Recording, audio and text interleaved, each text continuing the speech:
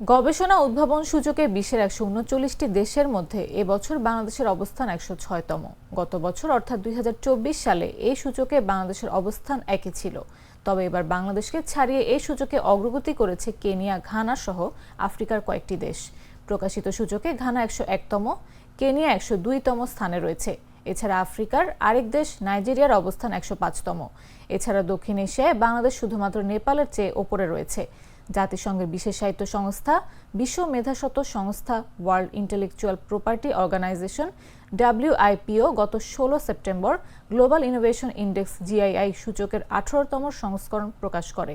GII সূচক বিশ্লেষণে দেখা যায় 2022 সালে বাংলাদেশ বেশ এগিয়ে ছিল। সে বছর 1 লাফে 14 ধাপ অগ্রগতি করে 102তম অবস্থানে উঠে আসে। পরের বছরই পিছিয়ে পড়ে 105তম স্থানে নেমে যায়।